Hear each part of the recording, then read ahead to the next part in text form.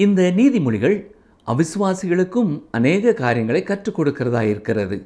வேத வசனத்தை வாசித்து தியானிப்பதால் ஒவ்வொருவருடைய வாழ்க்கையிலும் அது நிச்சயமான மாற்றத்தை கொண்டு வருகிறதா இருக்கிறது. வேதம் ஒன்று உங்களை தேவனிடத்திலே கொண்டு வரும், அல்லது அது உங்களை தேவனிடத்திலிருந்து துரத்திவிடும். உண்மையாய் நீங்கள் வேதத்தை தியானிப்பீர்கள் என்றால் நீங்கள் இரட்டை வாழ்க்கை வாழ முடியாது.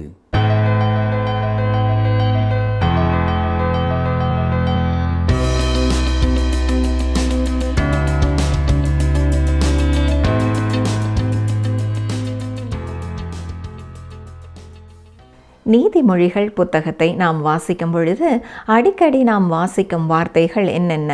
மூடன், ஞானி, சோம்பேறி, சுறுசுறுப்புள்ளவன், இப்படிப்பட்ட வார்த்தைகளை நாம் அதிகமாக கடந்து வருவோம். இதில் மூடன் என்பது தமிழ் மொழியில் பயன்படுத்தப்படும் சொல். அதற்கான பொருள் அறிவில்லாதவன் அல்லது முட்டாள் என்று அமைகிறது. இது குறிப்பாக யாராவது நியாயமான தங்களின் அறிவு அல்லது சிந்தனை திறனை பயன்படுத்தாத போது பயன்படுத்தப்படும் சொல். இன்றைய தியானத்திலும் கூட இந்த மூடன் யார், அவன் எப்படி இருப்பான் என்றும் இன்னும் சில காரியங்களையும் நாம் தியானிப்போம். எங்களுக்கு மிகவும் பிரியமான வேத ஆராய்ச்சி நேயர்களே, இன்று நாம் நீதிமொழிகள் 19ஆம் அதிகாரம் 13ஆம் வசனம் முதல் சிந்திக்கப் போகிறோம். வாசிக்கிறேன். நீதிமொழிகள் 19:13. மூடனாகிய மகன் தன் தகப்பனுக்கு மிகுந்த துக்கம், மனைவியின் சண்டைகள் ஓயாத ஒழுக்கு. இங்கே ஒரு குடும்பத்தை பார்க்கிறோம். அவன் ஒரு ஏழையான தகப்பன், அவனுக்கு ஒரு மூடனாகிய மகன், எப்பொழுதும் சண்டையிடும் ஒரு மனைவி. அந்த குடும்பம் எந்த அளவிற்கு நரகம் போல இருக்கும் என்பதை சற்றே எண்ணி பாருங்கள். எனவேதான் நல்லதொரு மனைவியை கண்டடைய வேண்டியது அவசியம் என்று பார்க்கிறோம். நீதிமொழிகள் 18ஆம் அதிகாரம் 22ஆம் வசனத்திலே இதைத்தான் நாம் சிந்தித்தோம். மனைவியை கண்டடைகிறவன் நன்மையானதை கண்டடைகிறான் என்று சிந்தித்தோம். அவள் இந்த மனிதனுக்கு மற்றும் ஒரு பாதி சரீரம் போன்றவள். மனைவியானவள் கணவனுக்கு எல்லா காரியத்திலேயும் உதவுகிறவள். அதற்காக அவள் வேலைக்காரி அல்ல. மனைவியானவள் கணவனுக்கு அடிமை அல்ல, அவள் துணைவி, அவனது மறுபாதி. மனைவிகள் கர்த்தருக்கு கீழ்ப்படுகிறது போல தங்களுடைய சொந்த புருஷருக்கு கீழ்ப்படிந்திருக்க வேண்டும் என்று வேதம் கூறுகிறது. அதாவது அவனுடைய கணவன் கர்த்தருக்குட்பட்ட மகனாய் இருக்க வேண்டும். இந்த கீழ்ப்படிந்திருத்தல் என்பது தேவனுடைய பிள்ளைகளின் குடும்பத்திற்கு மட்டுமே பொருந்துகிறதா இருக்கிறது. கிறிஸ்து சபையிலே அன்பு கூர்ந்தது போல தன் மனைவியில் அன்பு கூறுகிற கணவனுக்கு மனைவியானவள் கீழ்ப்படிந்திருக்க வேண்டும் என்று எதிர்பார்க்கப்படுகிறாள். நீதிமொழிகள் 19ஆம் அதிகாரம் 14ஆம் வசனம். வீடும் ஆஸ்தியும் பிதாக்கள் வைக்கும் சுதந்திரம், புத்தியுள்ள மனைவியோ கர்த்தர் அருளும் ஈவு. புத்தியுள்ள மனைவியோ கர்த்தர் அருளும் ஈவு என்று சொல்லும் பொழுது, அருமையானவர்களே, நீங்கள் உங்கள் மனைவிக்காக கர்த்தருக்கு நன்றி செலுத்த வேண்டும். ஏனென்றால் தேவன் ஈவாக ஒரு புத்தியுள்ள மனைவியை உங்களுக்கு தந்திருக்கிறார். எனவே நீங்கள் கர்த்தரை துதிக்க வேண்டியது அவசியம். இளம் வாலிபர்களே, நீங்கள் இதிலிருந்து ஒன்றை கற்றுக்கொள்ள வேண்டும். உங்களுக்கு புத்தியுள்ள மனைவி வேண்டுமா? அப்படி என்றால் புத்தியுள்ள மனைவியை தருகிற கர்த்தரை நோக்கி பாருங்கள். உங்களுக்கு புத்தியுள்ள மனைவியை கொடுப்பது உங்கள் பெற்றோரோ அல்லது பெண்ணை தரப்போகின்ற பெற்றோரோ அல்ல, உங்கள் தெரிந்தெடுத்தலின் திறமையும் அல்ல. கர்த்தரே உங்களுக்கேற்ற வாழ்க்கை துணையை தருகிறவர். அவரிடமே நீங்கள் கேளுங்கள். அவர் உங்களுக்கு புத்தியுள்ள மனைவியை தர விரும்புகிறார். இது ஒரு நடைமுறையான நீதிமொழி. நீதிமொழிகள் 19ஆம் அதிகாரம் 18ஆம் வசனம். நம்பிக்கை இருக்கு மட்டும் உன் மகனை சிட்சை செய், ஆனாலும் அவனை கொல்ல உன் ஆத்துமாவை எழும்ப விட்டாதே. உங்கள் பிள்ளைகள் சிறியவர்களாக இருக்கும் பொழுதே அவர்களை ஒழுக்கத்திற்குள் கொண்டு வரும்படி சிட்சை செய்யுங்கள். அதாவது சிறு வயது முதற்கொண்டே ஒழுக்கத்திலே வளர்ப்பதை குறித்து கவனமாயிருங்கள். அவர்களுக்கு இன்னும் கொஞ்சம் வயதாகட்டும், சற்று பெரியவர்கள் ஆன பின்னர் இதை நான் கற்றுக் கொடுப்பேன், வேதத்தை போதித்து நல்வழிப்படுத்துவேன் என்று கால தாமதம் செய்யாதிருங்கள். சமீபத்தில் ரட்சிக்கப்பட்ட ஒரு நபரின் சாட்சியை சற்றே கவனியுங்கள். நானும் எனது மனைவியும் இப்பொழுதுதான் ரட்சிக்கப்பட்டோம், அதற்காக கர்த்தரை துதிக்கிறோம். ஆனால் எங்களுடைய பிள்ளைகள் ரட்சிக்கப்படாமல் பாவத்தின் வழிகளிலே சென்று கொண்டு இருக்கிறார்கள். காரணம், முன்பு நாங்கள் பாவத்தின் வழிகளிலே சென்று கொண்டிருந்த பொழுது அவர்களை எங்கள் வழிகளிலேயே நடத்தினோம், ஒழுக்கத்திற்குள்ளே கொண்டு வரவில்லை. எனவே முன்பு நாங்கள் எப்படி இருந்தோமோ அவ்வாறே இப்பொழுது எங்கள் பிள்ளைகள் இருக்கிறார்கள் என்று வேதனைப்பட்டார்கள். இந்த பெற்றோர்கள் சொல்வது உங்களுக்கு வருத்தத்தை தரும் காரியமாக இருக்கிறது இல்லையா? ஆம் அருமையானவர்களே, நாம் நம்முடைய பிள்ளைகளை சிக்ஷை செய்து கண்டித்து வளர்க்க வேண்டும். அதே வேளையிலே நீங்கள் உங்கள் பிள்ளைகளை அதிகமாகவும் அடித்து விடக்கூடாது, தண்டிக்கக்கூடாது. உங்கள் பிள்ளைகளை சிக்ஷை செய்து கண்டிப்பாக வளர்க்க அஞ்சாதிருங்கள். ஆனால் உங்கள் கோபம் உங்களை மிஞ்சி போய்விடாதபடி காத்து கொள்ளுங்கள். கோபமாக இருக்கும் பொழுது நீங்கள் தண்டிக்க வேண்டாம். உங்கள் கோபம் தணிந்த பிறகு கவனத்தோடு நீங்கள் தண்டனை கொடுங்கள். நீங்கள் அவர்களை அதிகம் தண்டிக்கும் பொழுது அவருடைய உள்ளம் உடைந்துவிடும், மனம் சோர்ந்து போய்விடுவார்கள். தேவ பிள்ளைகளுக்கு தேவன் இதை குறித்து தெளிவான கட்டளைகளை கொடுத்திருக்கிறார். பிள்ளைகளுக்கு வேதம் சொல்லும் பொழுது உங்கள் பெற்றோருக்கு கர்த்தருக்குள் கீழ்ப்படியுங்கள் என்று எபேசியர் 6:1 கட்டளையாய் சொல்லுகிறது. பெற்றோருக்கு சொல்லும் வேளையிலே நீங்களும் உங்கள் பிள்ளைகளை கோபப்படுத்தாமல் இருங்கள் என்று எபேசியர் 6:4 சொல்லுகிறது. நீங்கள் கோபமாய் இருக்கும் பொழுது உங்கள் பிள்ளைகளை கண்டிக்க வேண்டாம். அது உங்கள் பிள்ளைகளை கடுமையாக சிக்ஷை செய்யும்படியாக நடத்திவிடும். அவர்களால் தாங்கிக் கொள்ள முடியாத அளவிற்கு நீங்கள் கண்டித்து விடுவீர்கள். எனவே நீங்கள் எப்படி அவர்களை வளர்க்க வேண்டும் என்று எபேசியர் 6:4 தெளிவாய் சொல்லுகிறது. கர்த்தருக்கேற்ற சிக்ஷையிலும் போதனையிலும் அவர்களை வளர்ப்பீர்களாக. அதாவது கர்த்தருடைய அறிவுரையின்படியும் ஒழுக்கத்தின்படியும் வளர்க்க வேண்டும். கர்த்தருக்கேற்ற சிக்ஷை, அதாவது உங்களுக்கேற்ற சிக்ஷை அல்ல, கர்த்தருக்கேற்ற சிக்ஷை. நீதிமொழிகள் 19:21 மனுஷனுடைய இருதயத்தின் எண்ணங்கள் அநேகம், ஆனாலும் கர்த்தருடைய யோசனையே நிலை நிற்கும். உங்கள் இருதயத்தின் எண்ணங்களை சற்றே நோக்கி பாருங்கள். அதில் எத்தனையோ விதமான எண்ணங்கள் வருகின்றன, போகின்றன. உங்கள் விருப்பங்கள் எண்ணங்களாக அலைகளைப் போல உங்கள் உள்ளத்திலிருந்து எழும்பி கரையை நோக்கி வருகின்றன. ஆனால் எத்தனை எண்ண அலைகள் வந்தாலும் கர்த்தருடைய யோசனையே நிலை நிற்கும். அவர் உங்கள் உள்ளத்திலே என்ன யோசனையை தந்தாரோ அதுவே நிலைத்து நிற்கும். நீங்கள் உங்கள் வாழ்வின் காரியங்களுக்கு பல விளக்கங்களையும் தீர்வுகளையும் உடையவர்களாக இருக்கலாம். ஆனால் தேவன் ஒருவரே ஒவ்வொரு சூழ்நிலைக்கும் ஏற்ற ஆலோசனையை தர முடியும். நீதிமொழிகள் 19:22 நன்மை செய்ய மனுஷன் கொண்டிருக்கும் ஆசையே தயை, பொய்யனை பார்க்கிலும் தருத்திரன் வாசி. அருமையானவர்களே, இது ஒரு வித்தியாசமான நீதிமொழியாக இருக்கிறது இல்லையா? முதலாவது, நன்மை செய்ய மனுஷனுக்கு ஆசை வேண்டும். ஒருவன் குறைவோடு இருந்து நன்மை செய்யும் வாஞ்சை இருந்தால் அது நலமானது. அதே வேளையிலே ஒருவனுக்கு எல்லாம் நிறைவாயிருந்தும் நன்மை செய்யும் ஆசை இல்லை என்றால் அதில் எந்த பிரயோஜனமும் இல்லை. இதைவிட முந்தின நிலைமை சிறந்தது. தரித்திரன் உங்களை மனதார வாழ்த்துகிறான், ஆனால் அவன் உங்களுக்கு எதையும் வாக்கு பண்ணுகிறதில்லை. காரணம், அவன் ஏழையாயிருக்கிறான். ஆனால் பொய்யர் அநேக பொய்யான வாக்குறுதிகளை கொடுப்பார்கள். தங்களால் நிறைவேற்ற இயலாவிட்டாலும் அவ்வாறு வாக்கு பண்ணுவார்கள். எனவே பொய்யனை பார்க்கிலும் தரித்திரன் சிறந்தவன். நீதிமொழிகள் 19:23 கர்த்தருக்கு பயப்படுதல் ஜீவனுக்கு ஏதுவானது, அதை அடைந்தவன் திருப்தி அடைந்து நிலைத்திருப்பான், தீமை அவனை அணுகாது. கர்த்தருக்கு பயப்படுகிறவனை தீமை தொடுவதில்லை. நீங்கள் தேவனை உண்மையிலேயே பயத்தோடும் நடுக்கத்தோடும் ஆராதிக்கிறவர்களாக இருப்பீர்கள் என்றால் மற்ற பயங்களும் நடுக்கங்களும் உங்கள் ஆத்மாவை தொடுவதில்லை. துன்பங்கள் இருக்கலாம், ஆனால் தீமை உங்களை அணுகுவதில்லை. நீங்கள் அவரை ஏற்றுக்கொண்டு அவரை பின்பற்றி வாழும் பொழுது நீங்கள் திருப்தியான இளைப்பாறுதலை பெறுகிறீர்கள். நீதிமொழிகள் 19:24 சோம்பேறி தன் கையை கலத்திலே வைத்து அதை திரும்ப தன் வாயண்டைக்கு எடுக்காமல் இருக்கிறான். இது ஒரு நகைச்சுவையான பழமொழி. அவனுக்கு எல்லாவற்றையும் சாப்பிட விருப்பம்தான். உணவு தட்டிலே கையையும் வைத்து விடுகிறான். ஆனால் அதை திரும்ப எடுத்து தன் வாயிலே வைப்பதற்கு அவனுக்கு சோம்பேறித்தனம். அருமையானவர்களே, இதே போல சிலருக்கு வேதமாகிய உணவை உண்ண ஆசை உண்டு.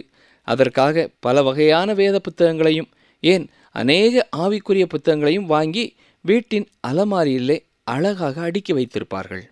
ஆனால் அதை எடுத்து வாசிக்க மனமில்லை, சோம்பேறித்தனம். வேதத்தை தியானிக்க சோம்பேறித்தனம். நீதிமொழிகள் 19:28-29 பேலியாளின் சாட்சிக்காரன் நியாயத்தை நிந்திக்கிறான், துன்மார்க்கருடைய வாய் அக்கிரமத்தை விழுங்கும். பரியாசக்காரருக்கு தண்டனைகளும் மூடருடைய முதுகுக்கு அடிகளும் ஆயத்தமாயிருக்கிறது. நியாய தீர்ப்பு ஒன்று ஆயத்தமாயிருக்கிறது, அது நிச்சயமாகவே வரும். தேவன் பாவத்தை கண்டுகொள்ளாமல் விட்டுவிடுகிறவர் அல்ல. பாவ சந்தோஷம் சில நாட்களுக்கு அல்லது சில மணி நேரங்களுக்கு அல்லது சில வினாடிகளே நிலைத்திருக்கும். ஆனால் அதற்கான தண்டனையோ நித்தியமானது என்பதை நாம் மறந்து போகக்கூடாது. உங்கள் பாவத்தை குறித்தும் கர்த்தர் உங்களோடு பேசும் பொழுது உண்மையாய் நீங்கள் மனம் திரும்புவதே சிறந்தது. இப்பொழுது நாம் நீதிமொழிகள் 20ஆம் அதிகாரத்திற்குள்ளே கடந்து செல்வோம். இந்த நீதிமொழிகள் அவிசுவாசிகளுக்கும் கூட அநேக காரியங்களை கற்றுக் கொடுக்கிறதா இருக்கிறது. வேத வசனத்தை வாசித்து தியானிப்பதால் ஒவ்வொருவருடைய வாழ்க்கையிலையும் நிச்சயமான மாற்றத்தை அது கொண்டு வருகிறதா இருக்கிறது. வேதம் ஒன்று உங்களை தேவனிடத்திலே கொண்டு வரும், அல்லது அது உங்களை தேவனிடத்திலிருந்து துரத்திவிடும். உண்மையாய் வேதத்தை நீங்கள் தியானிப்பீர்கள் என்றால் இரட்டை வாழ்க்கை வாழ முடியாது. நீதிமொழிகளிலே இந்த அதிகாரத்தில்தான் முதலாவதாக போதை பழக்க வழக்கத்திற்கு எதிரான எச்சரிப்பை பார்க்கிறோம். இந்த போதை பழக்க வழக்கத்தினால் இந்த சமுதாயம் பல நூற்றாண்டுகளாக சீரழிவை சந்தித்து கொண்டிருக்கிறது. இது அநேக தேசங்களை, தொழில்களை, அநேக குடும்பங்களை, அநேக தனி நபர்களை பாதித்திருக்கிறது. பாதிப்பு உண்டு என்று அறிந்து கொண்டே அந்த பழக்கத்தில் ஈடுபடுவது எவ்வளவு முட்டாள்தனமான ஒரு காரியம் இல்லையா? உண்மையான வாஞ்சை உள்ளோருக்கு கர்த்தரே விடுதலை தருகிறவராயிருக்கிறார். நீதிமொழிகள் 20ஆம் அதிகாரம் 1ஆம் வசனம், திராட்சரசம் பரியாசம் செய்யும், மதுபானம் அமளி பண்ணும், அதனால் மயங்குகிற ஒருவனும் ஞானவான் அல்ல. அநேகர் திராட்சரசம் உடலுக்கு நல்லதுதானே, குடிக்கலாமே என்று கூறுவார்கள். ஆனால் அது அவர்கள் கருத்து தானே ஒழிய வேதத்தின் கருத்தல்ல. சிலர் கானாவூர் திருமண வீட்டிலே இயேசு திராட்சரசத்தை தானே அற்புதமாக உருவாக்கி கொடுத்தார், அப்படியானால் அதை நாம் குடிக்கலாம் என்றுதானே அர்த்தம் என்கிறார்கள். இல்லை பிரியமானவர்களே, இயேசு திராட்சரசத்தினை தண்ணீரிலிருந்து உருவாக்கினார் என்பதை முதலாவது அறியுங்கள். மட்டுமல்ல, சில வினாடிகளுக்குள்ளே அது மக்களுக்கு விநியோகிக்கப்பட்டு விட்டது. எனவே அது புளித்து போன ரசம் அல்ல. நியாயப்பிரமாணத்தின்படியும் புளிப்பில்லாததையே பஸ்கா பண்டிகையிலே பயன்படுத்த வேண்டும். போதைப் பொருட்கள் தேவனுடைய வார்த்தையிலே கண்டிக்கப்பட்டிருக்கிறது. இங்கே வசனத்தை பாருங்கள். திராட்சரசம் பரியாசம் செய்யும், மதுபானம் அமளி பண்ணும், அதனால் மயங்குகிற ஒருவனும் ஞானவானல்ல. இந்த பழக்கத்தினாலே அநேக வாலிபர்கள் தங்களுடைய படிப்பை, தங்கள் எதிர்காலத்தை இழந்திருக்கிறார்கள். ஆதி முதற்கொண்டு இன்று வரை இது சமுதாயத்தை அழிக்கிற ஒன்றாகவே காணப்படுகிறது. ஆனால் சமுதாயத்திலே நாளுக்கு நாள் குடிக்கிறவர்களின் எண்ணிக்கையும் பெருகி கொண்டுதான் இருக்கிறது. இது வருந்தத்தக்க ஒரு காரியம். நீதிமொழிகள் 20ஆம் அதிகாரம் 3ஆம் வசனம், வழக்குக்கு விலகுவது மனுஷனுக்கு மேன்மை, மூடனானவன் எவனும் அதிலே தலையிட்டு கொள்வான். தேவ பிள்ளைகளாய் இருப்பதின் ஒரு அடையாளம் என்னவென்றால் அவர்கள் வழக்குக்கு விலகி இருப்பார்கள். நாம் நன்மை செய்கிறவர்களுக்கும் தீமை செய்கிறவர்களுக்கும் நன்மை செய்யும்படி அழைக்கப்பட்டிருக்கிறோம். தீமைக்கு பதிலாக தீமையை செய்யக்கூடாது. அதற்கு பதிலாக நாம் தேவனை சார்ந்து கொள்ள வேண்டும். அப்படிப்பட்டவர்களுக்கு நன்மைதான் செய்ய வேண்டும். ரோமர் 12ஆம் அதிகாரம் 19ஆம் வசனத்தை பாருங்கள். பழி வாங்குதல் எனக்குரியது, நானே பதில் செய்வேன் என்று கர்த்தர் சொல்லுகிறார் என்று எழுதியிருக்கிறபடியால் நீங்கள் பழி வாங்காமல் கோபாக்கினைக்கு இடம் கொடுங்கள். எனவே நாம் பழி வாங்கக்கூடாது என்று கர்த்தர் கூறுகிறார். நாம் ஒரு காரியத்தை நம்முடைய கையிலே எடுத்துக்கொண்டு அதற்கு பதில் செய்ய முற்படுவோம் என்றால் நாம் விசுவாச பாதையை விட்டு விலகி செல்கிறவர்களாய் இருக்கிறோம் என்பதை அது வெளிப்படுத்துகிறது. நம்மை விட தேவன் காரியங்களை சரியாக செய்வார் என்பதை நாம் அறிந்தவர்களாய் இருக்க வேண்டும். பிலிப்பியருக்கு எழுதின நிருபத்திலே அப்போஸ்தலனாகிய பவுல் குறிப்பிடும் காரியத்தை ஒவ்வொரு தேவ பிள்ளையும் நினைவிலே கொள்ள வேண்டியது அவசியம். பிலிப்பியர் 4ஆம் அதிகாரம் 5ஆம் வசனம், உங்கள் சாந்த குணம் எல்லா மனுஷருக்கும் தெரிந்திருப்பதாக, கர்த்தர் சமீபமாயிருக்கிறார்.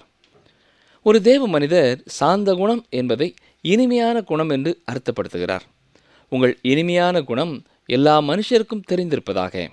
இந்த இனிமையான குணமுடையவர் பழி வாங்குகிறவராக இல்லாமல் வழக்குக்கு விலகி இருப்பார்கள். இது அந்த தேவ மனிதனுக்கு மேன்மையாயிருக்கும்.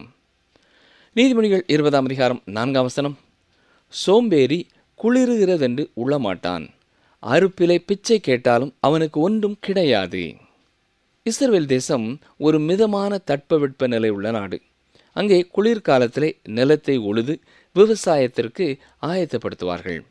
இந்த சூழ்நிலையிலே ஒரு சோம்பேறி குளிர்கிறதென்று சொல்லிக்கொண்டு தீயின் முன் உட்கார்ந்து குளிர் காய்ந்து கொண்டிருப்பான் என்றால், சுறுசுறுப்புள்ளவர்கள் நிலத்தை உழ செல்லும் பொழுது அவன் செல்கிறதில்லை. குளிர் நின்ற பின் வெதுவெதுப்பான சூழ்நிலை வந்தவுடன் உழுவதற்காக செல்வேன் என்பான். ஆனால் வெதுவெதுப்பான தட்பவெட்ப நிலை வரும் பொழுது உழுவதற்கேற்ற காலம் போயிருக்கும், அது அறுவடைக்கு ஏற்ற நேரமாயிருக்கும். இது ஒரு வேடிக்கையான கதையாயிருக்கிறது இல்லையா? சிலர் இவ்விதமாகத்தான் சோம்பேறியாக காணப்படுவதை நீங்கள் பார்த்திருப்பீர்கள். அவர்கள் வீடு ஒழுகும் வீடாயிருக்கும். அதை கோடை காலத்திலே சரி செய்து வைக்க வேண்டும். அப்படி செய்தால்தான் மழை காலத்திலே வீட்டிலே தண்ணீர் ஒழுகாமல் இருக்கும் என்று எண்ணுவார்கள். ஆனால் சோம்பலான அவர்கள் கோடை காலத்திலே கூரையை சரி செய்யாமல் விட்டு விடுவார்கள். பின்னர் மழை காலத்திலே மழையை போன்று கண்ணீர் வடிப்பார்கள். அருமையானவர்களே, நாம் அதினதின் காலத்திலே அந்தந்த காரியங்களை செய்துவிட வேண்டும். அதுவே சுறுசுறுப்பானவர்களின் குணநலன். நீதிமொழிகள் 20ஆம் அதிகாரம் 6ஆம் 7ஆம் வசனங்களை பாருங்கள். மனுஷர் பெரும்பாலும் தங்கள் தயாளத்தை பிரசித்தப்படுத்துவார்கள். உண்மையான மனுஷனை கண்டுபிடிப்பவன் யார்?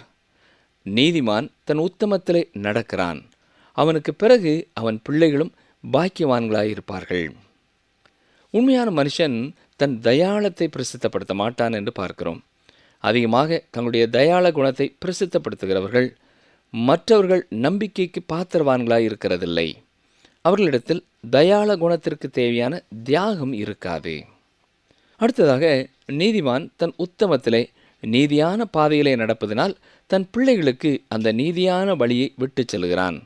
அந்த விசுவாச வாழ்க்கை பிள்ளைகளுக்கு கடந்து வருகிறது. எனவே அவருடைய பிள்ளைகள் ஆசீர்வதிக்கப்பட்டவர்களாய் இருப்பார்கள். நீதிமொழிகள் 20ஆம் அதிகாரம் 8ஆம் வசனம், நியாயாசனத்தில் வீற்றிருக்கும் ராஜா தன் கண்களினால் சகல பொல்லாப்பையும் சிதற பண்ணுகிறான். அதாவது, ராஜா தன்னுடைய கண்காணிப்பினாலே, சிறப்பான மேல் பார்வையினாலே நாட்டில் உள்ள அனைத்து பொல்லாப்பையும் அகற்றி சுத்திகரிக்கிறான். நீதிமொழிகள் 20:9, என் இருதயத்தை சுத்தமாக்கினேன், என் பாவமற துப்புரவானேன் என்று சொல்லத்தக்கவன் யார்? யாரும் சொல்ல முடியாது. ஆனால் இயேசு கிறிஸ்துவின் இரத்தத்தினாலே கழுவப்பட்டவர்கள் சொல்ல முடியும். நான் தேவ கிருபையினாலே சுத்தமானேன் என்று சொல்ல முடியும். ஏனென்றால் இயேசு கிறிஸ்துவை பற்றும் விசுவாசத்தினாலே, இயேசு கிறிஸ்துவின் இரத்தத்தாலே கழுவப்படுகிறோம். அவருடைய நீதியினாலே நாம் நீதிமான்களாக்கப்படுகிறோம். நீதிமொழிகள் 20:10, வெவ்வேறான நிறைக்கல்லும் வெவ்வேறான மரக்காலும் ஆகிய இவ்விரண்டும் கர்த்தருக்கு அருவருப்பானவைகள். ஏனென்றால் அவர்கள் வாங்குகிற விற்கிற வியாபாரத்திலே உண்மை இல்லை. தேவன் வியாபாரத்திலேயும் உண்மையை எதிர்பார்க்கிறார். நீங்கள் எந்த வியாபாரத்திலே ஈடுபட்டிருந்தாலும், வாங்குகிற காரியத்திலேயும் விற்கிற காரியத்திலேயும் உண்மையுள்ளவர்களாக இருக்க கர்த்தர் எதிர்பார்க்கிறார். நீதிமொழிகள் 20ஆம் அதிகாரம் 11ஆம் வசனம், பிள்ளையானாலும் அதன் செய்கை சுத்தமோ செம்மையோ என்பது அதன் நடக்கையினால் விளங்கும். சிறு குழந்தையாயிருந்தாலும் அந்த பிள்ளைகளிடத்திலேயும் தேவன் நன்னடத்தையை எதிர்பார்க்கிறார். நீதிமொழிகள் 20ஆம் அதிகாரம் 12ஆம் வசனம், கேட்கிற காதும் காண்கிற கண்ணும் ஆகிய இவ்விரண்டையும் கர்த்தர் உண்டாக்கினார். அருமையானவர்களே, நம்முடைய தலை மிக முக்கியமான ஒரு உறுப்பாகும். இதில் உள்ள காதினாலே நாம் கேட்கிறோம், கண்ணினாலே நாம் பார்க்கிறோம். இதன் வழியாக நன்மையானவை தீமையானவை எதுவானாலும் நமக்குள்ளே செல்கிறது. எனவே வாழ்க்கையின் ஒவ்வொரு பகுதியிலேயும் நாம் இதை கவனமாய் பயன்படுத்த வேண்டும் என்று கர்த்தர் கூறியிருக்கிறார். நாம் ஏற்கனவே நீதிமொழிகள் 20:9 பார்த்தது போல, என் இருதயத்தை சுத்தமாக்கினேன், என் பாவமற துப்புரவானேன் என்று சொல்லத்தக்கவன் யார்? ஒரு சிறு பிள்ளையும் கூட அவ்வாறு கூற முடியாது என்று நாம் சொல்ல முடியும். அந்த சிறு பிள்ளைக்கும் கூட தன் பெற்றோரிடத்திலிருந்து, ஆதாம் ஏவாளிடத்திலிருந்து கடந்து வந்த பாவத்தை அது உடையதாயிருக்கிறது. அந்த பிள்ளையிடமும் கோபம் இருக்கிறது, அடம்பிடித்தல் இருக்கிறது. இவையெல்லாம் எப்படி வந்தன? ஒவ்வொரு மனிதனும் தன்னுடைய சுய பலத்தினாலே தன்னை சுத்திகரிக்க முடியாது. இயேசு கிறிஸ்து யோவான் 3ஆம் அதிகாரம் 3ஆம் வசனத்திலே சொல்லும் பொழுது, ஒருவன் மறுபடியும் பிறவாவிட்டால் தேவனுடைய ராஜ்யத்தை காண மாட்டான் என்று மெய்யாகவே மெய்யாகவே உனக்கு சொல்லுகிறேன் என்று நிக்கோதேமு எனும் ஒரு ரபியிடத்திலே, அதாவது உலகத்துக்கு நல்ல ஒரு மனிதனிடத்திலே கூறிக்கொண்டிருந்தார். ஒருவன் தேவனால் மறுபடியும் பிறக்காத வரை அவன் நல்லவன் என்று மனிதர்களால் கருதப்பட்டாலும் தேவனுடைய பார்வையிலே அவன் சுத்தமானவன் அல்ல. எந்த ஒரு மனிதனும் இயேசுவினிடத்திலே வந்து அவருடைய நீதியாகிய வஸ்திரத்தை தரித்து கொள்ள வேண்டும். அதன் பின் அவன் சுத்தவானாக நீதிமானாக மாறுகிறான். ஆனாலும் நாம் மகிமையிலே பிரவேசிக்கும் வரை இந்த பழைய சுபாவம் நமக்குள்ளே தான் இருக்கும். எனவே நாம் எப்பொழுதும் ஆவியின் பலத்தினாலே மாம்சத்தின் கிரியைகளை அழித்து அதை அடக்கி ஒடுக்கி வாழ கற்றுக்கொள்ள வேண்டும். தேவனுடைய வசனத்தின்படியான வாழ்க்கையை நடத்த வேண்டும். ஆகவே தேவன் நமக்கு கொடுத்த கண்களை சரியான வழியிலே நியாயமானதை காண ஒப்பு கொடுக்க வேண்டும். உங்கள் காதுகளை நீதியானதை கேட்க ஒப்பு கொடுக்க வேண்டும். நாம் இவற்றை இஷ்டப்படியான வழிகளிலே கண்மூடித்தனமான முறையிலே பயன்படுத்தக்கூடாது. தேவனுடைய செய்தியை கேட்க உங்கள் காதுகளை சாயுங்கள். நீங்களாக உங்களை பரிசுத்தம் பண்ணிக்கொள்ள முடியாது. எனவே வேதத்திற்கு செவி சாய்த்து அவர் காட்டும் வழிகளிலே தரிசனத்திலே நடங்கள். இயேசு சீடர்களுக்காக ஜெபிக்கும் பொழுது கூட, உம்முடைய சத்தியத்தினாலே அவர்களை பரிசுத்தமாக்கும், உம்முடைய வசனமே சத்தியம் என்று ஜெபித்தார். கர்த்தருடைய வார்த்தை ஒன்றே நம்மை பரிசுத்தப்படுத்தும். எனவேதான் அனுதினமும் நம் வாழ்க்கையிலே காலையிலேயே கர்த்தரின் வசனத்தை வாசிக்க, அதை தியானிக்க நேரம் எடுத்துக்கொள்ள வேண்டும் என்று அடிக்கடி கூறுகிறோம். அவ்வாறு பரிசுத்தத்திலே வளரும் ஒவ்வொருவருக்காகவும் கர்த்தரை துதிக்கிறோம். கர்த்தர் தாமே உங்களையும் உங்கள் குடும்பத்தையும் ஆசீர்வதிப்பாராக. ஆமேன். பிரியமானவர்களே, இன்று நாம் தியானித்தது போல மூடன் தன் தகப்பனுக்கு இழுக்காக இருக்கிறான். அதாவது தன்னுடைய தகப்பனுக்கு துக்கத்தை ஏற்படுத்துகிறவனாகவே இருக்கிறான். அதே போலத்தான் சண்டையிடுகிற மனைவியும் ஒரு மூடனை போலதான் இருக்கிறாள். மூடனின் முக்கியமான குணாதிசயம் சோம்பேறித்தனம். சோம்பேறியோ அவன் தன் கையை தட்டில் வைத்து தன் வாயில் திருப்பி எடுத்து வைக்க சோம்பல் படுகிறான். நான் தியானத்தில் பார்த்தபடி தான் இன்றைக்கு பலரும் வேதம் வாசிக்க வேண்டும் என்ற ஆசை உள்ளது. ஆனால் அதை வாசிக்க நேரமில்லை. அதை வாசிக்க நேரம் இருந்தாலும் அதை வாசிக்க வேண்டும் என்ற உத்வேகம் அவர்களுக்குள் காணப்படுவதில்லை. இப்படி அவர்கள் வேதத்தை வாசிக்காமல் இருப்பதால் இந்த சோம்பேறியானவர்கள் இரட்டை வாழ்க்கையும் வாழ்கிறார்கள். சோம்பேறியானவர்களின் மற்றொரு அறிகுறிதான் போதை, மதுபானம். அவர்களை அமளி பண்ண செய்யும். இதனால் மயங்குகிறார்கள். ஞானியாக அல்லாமல் மூடனாகவே இருக்கிறார்கள். மற்றொரு அழகான உதாரணத்தையும் இன்று நாம் பார்த்தோம். சோம்பேறியானவனுடைய வீடு ஒழுகுகிற வீடாக இருக்கிறது. ஏனென்றால் கோடை காலத்தில் அவன் அந்த கூரையை சரி செய்ய மறுத்து தன்னுடைய தூக்கத்திற்கு முக்கியத்துவம் கொடுக்கிறான். ஆகவே மழை காலத்தில் மழை பெய்யும் பொழுது அவனுடைய கூரை முழுவதுமாக ஒழுகி கொண்டே இருக்கும். ஆம் பிரியமானவர்களே, இன்றைய தியானத்தின்படி நாம் மூடர்களாக இருக்கிறோமா என்பதை நாம் ஆராய்ந்து பார்க்க கடமைப்பட்டவர்களாக இருக்கிறோம்.